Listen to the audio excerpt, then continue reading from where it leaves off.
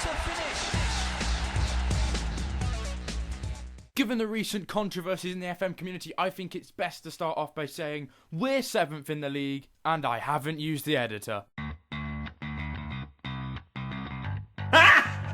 Got him! Yes, lads, some incredible scenes since I last saw you for Sunderland, I believe it was, when we changed up the system. We have continued our good form. We are now 2 games left to go in the season, and we are 5 points away from a Europa League space. Sorry, you're thinking, Jordan, but 4th is Champions League. But England have lost the Champions League place. Too many disappointments, and UEFA have gone, and FIFA have gone. You know what? You're not having it anymore. Poland deserves it more than you do, and it's disappointing. As you can see, the Premier League, its reputation's dropping, man. We need to pick ourselves up, dust ourselves down, and gain a 4th Champions League place back. And it's bad for us, because that means the 4th place spot is now a Europa League spot. However, there is a consolation prize. Chelsea have already won the Capital One Cup, meaning 5th place will become a Europa League spot.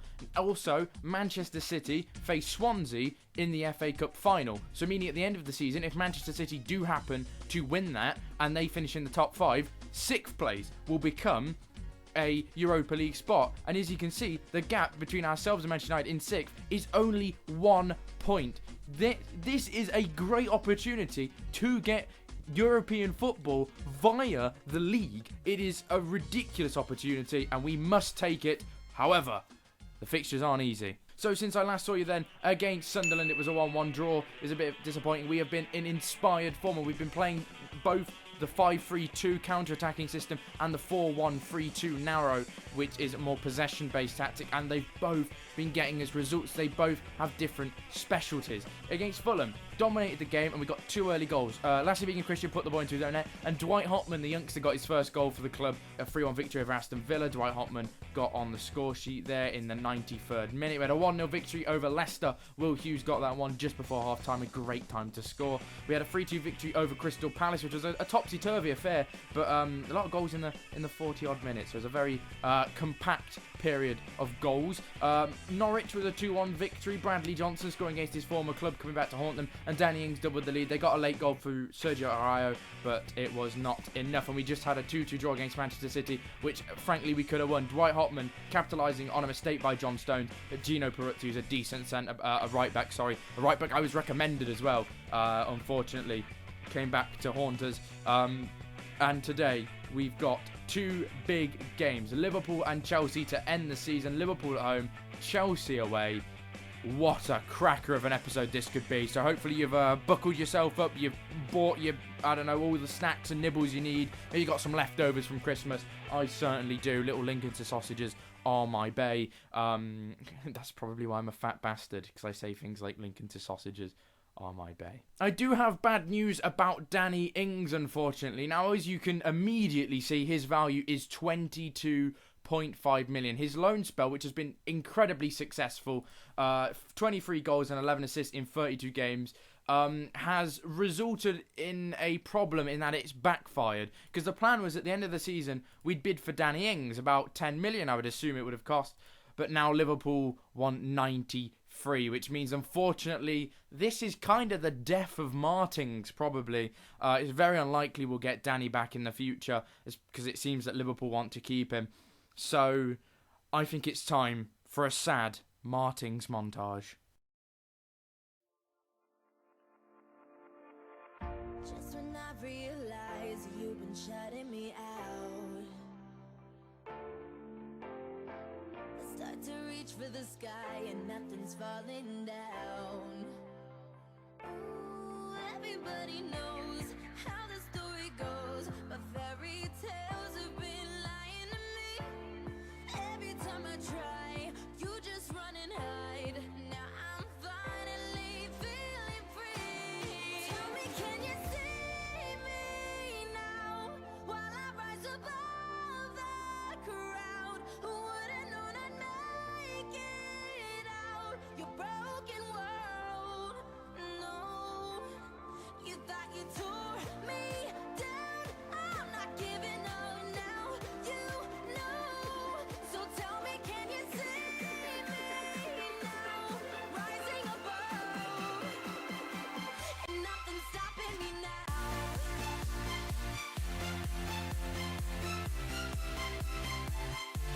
They've done it again. Chris Martin and Danny Ings linking up once again.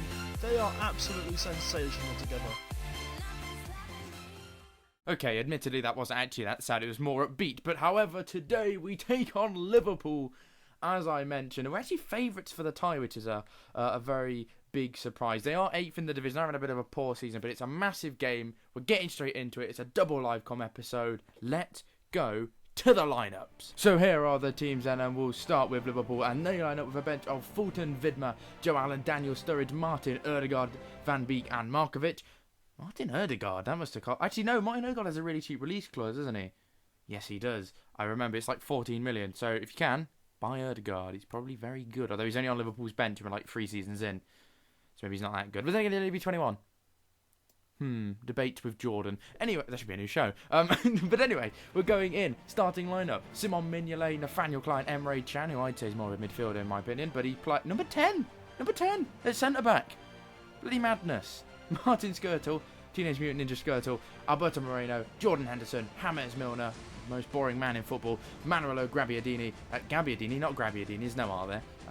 We could add an R in though. Add a little R, go on. Roberto Firmino, Philip Coutinho, and Divock Origi. You can see Coutinho pushed very far forward. He's going to be their main threat in this game, I do believe. Probably an attacking winger.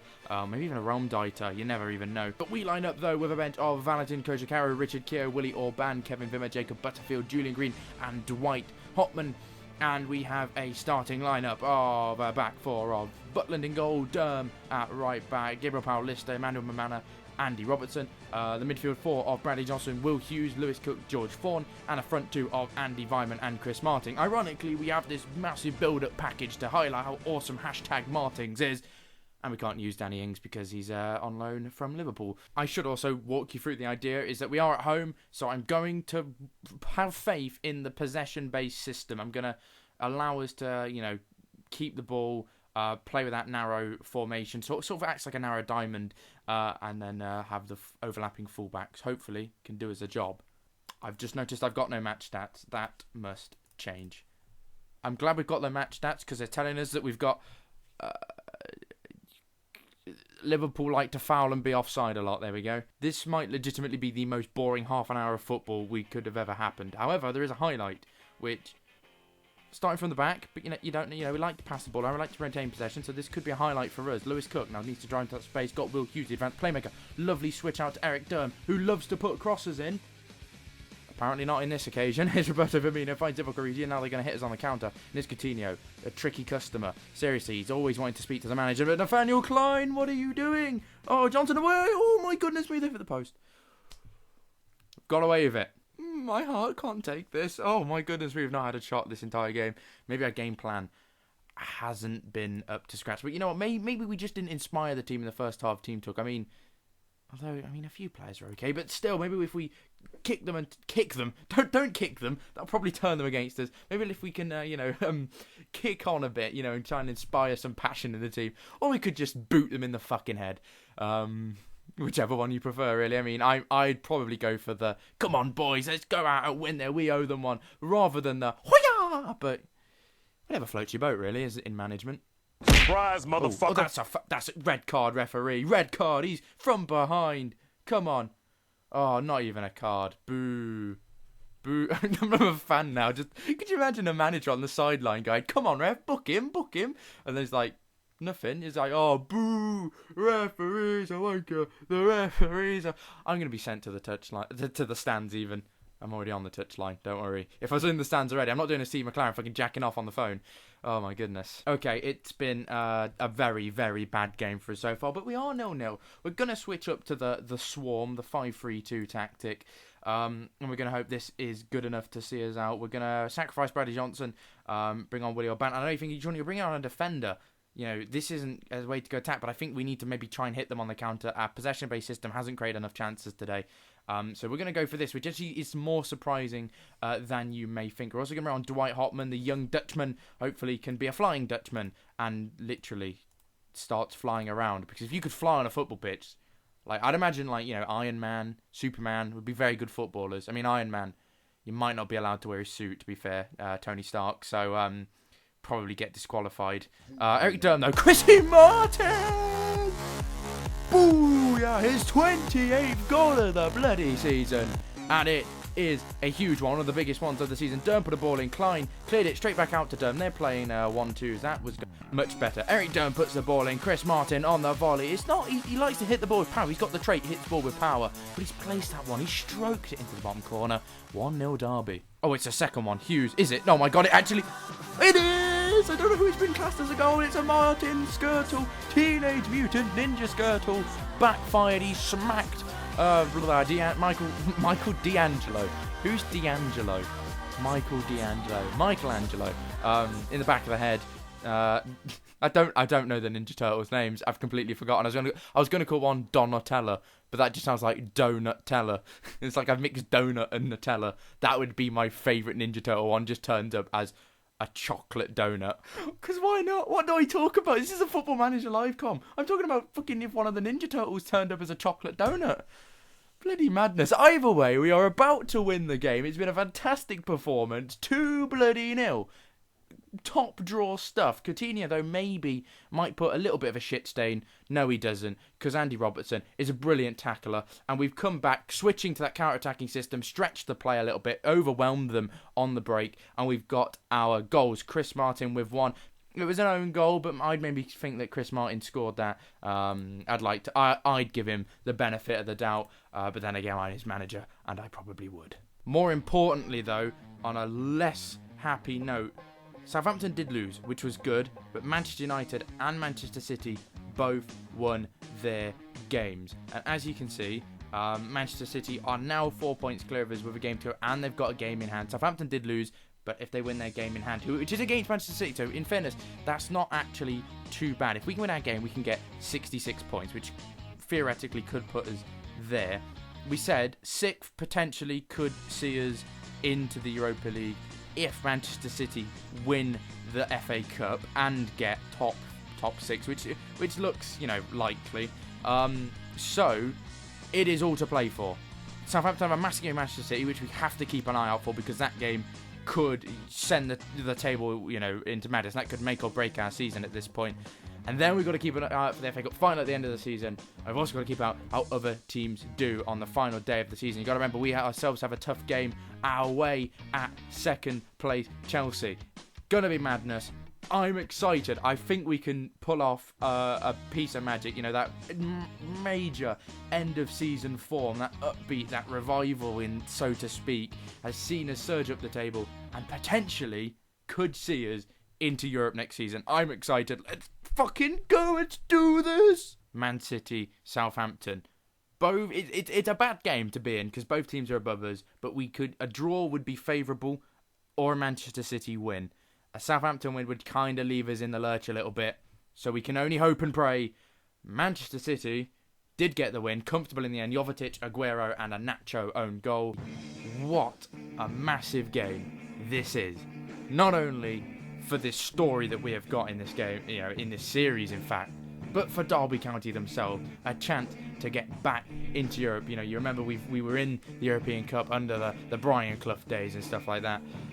But what a time this could be, and this is the squad that we hope can get us there, as long as we get a decent result today away at Stamford Bridge. It's a tough place to need to come to get points, but this is the team, hopefully, that can do it for us, with a bench of Koja Carew, Kevin Vimmer, Bradley Johnson, Jacob Butterfield, Julian Green, Andy Vyman, and Dwight Hotman.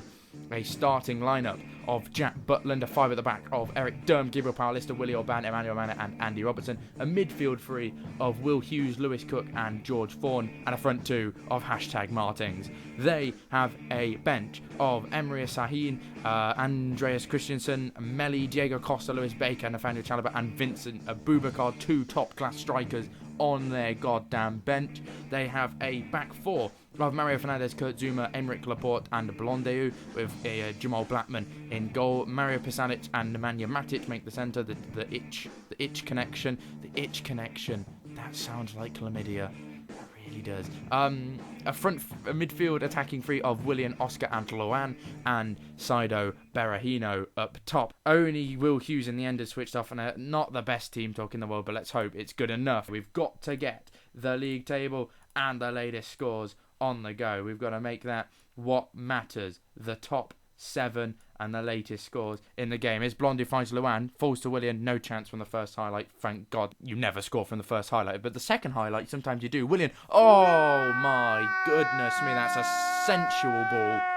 It is an incredible ball from Willian to find Luan, but it is horrible in the context. How important today is going 1-0 down in 10 minutes and being utterly dominated in that is not the start we needed. Jack Butland caught in no man's land. The ball took him out of contention, and all Luan had to do was stick the ball in the back of the net, and he did that comfortably. But hopefully we can bounce back. Leicester are beating City, but that's not too important. Southampton 2-0 up against QPR is really, really bad for us, meaning that, you know, we can't actually get 5th place. Man United also winning. We need some massive change in fortunes in the second half. Show me something else in the second half. You've been poor today. The strikers are looking frustrated. And I think we need potentially some tactical changes. Mamana's not been great. We're going to take Emmanuel Mamana off. We're going to bring on Kevin Wimmer. And that's a defensive change, I know. But he's not playing that well. Hopefully that can stamp out some of the errors from the game. Hopefully let's kick on in the second half. I've been focusing on the right-hand side of the screen rather than the main game, if I'm completely honest. Because really, it doesn't matter what we're doing in our game if the other matches happen to be going against us in the Southampton one. Jay Rodriguez determined to spoil the party. We're going to... Andy Robertson and we're going to push back. We're going to try a 4-3-3 like that. We're going to switch this to a complete forward support. We're going to move this to advance forward. We're going to move Chrissy Martin into there. Bring on Dwight Hopman and hope that if we play the same way we are, but with the introduction of a striker, this is going to be such an attacking formation, but we really need something from this game. Dwight Hopman, this is where you need to make a name for yourself. Score, reminder, Southampton are 4-0 up now. Manchester United are 1-0 up. Hopman, though, can we have a chance? Our first highlight of the game. Andy Robertson puts the ball. Danny Ings! Danny Ings! A glimmer of hope has been created. 15 minutes left to go until the 90 minutes are up. And we've got ourselves a chance. If we can score a second goal, it's a good goal, by the way. Andy Robertson puts a ball in, puts it right into the danger zone. It eludes everyone, and Danny Ings is there to tap home. And we, hopefully, if we can score one more, could get into the Europa League.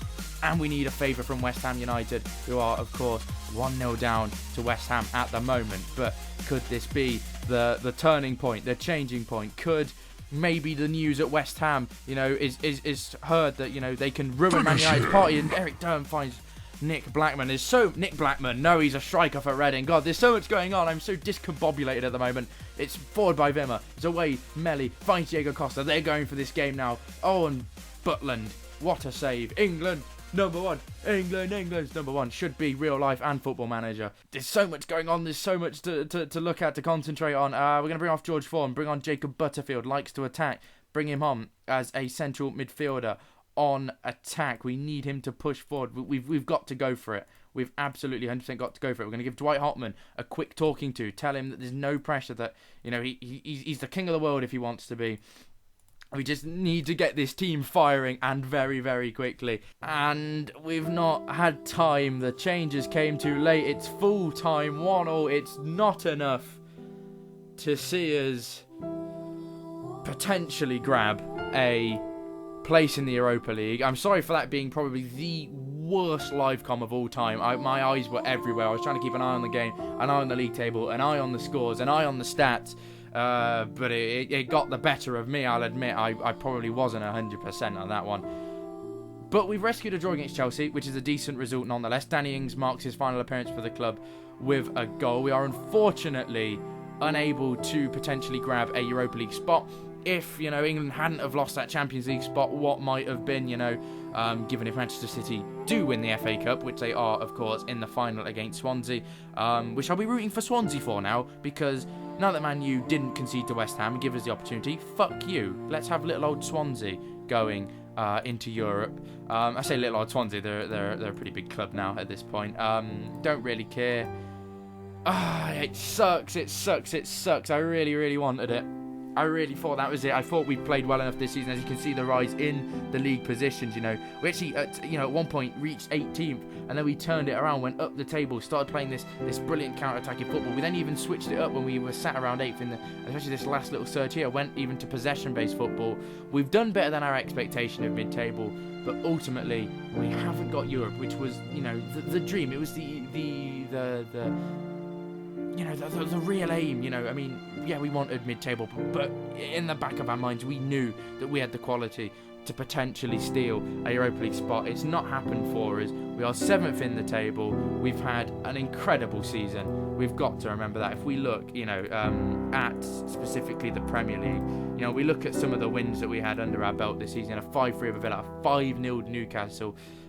We've had some big wins in there as well, the Arsenal game, the 2-1, the Liverpool 2-0 victory. We've drawn with Chelsea and Manchester City away from home. We've had some very, very good results throughout the season. It's been a fantastic season. Hopefully you've enjoyed it as much as I have. It has been a roller coaster of emotions, and we'll be back for yet another season next time out. So thank you very much for watching. Hopefully you've enjoyed as much as I have, and I shall see you for a transfer special next time out.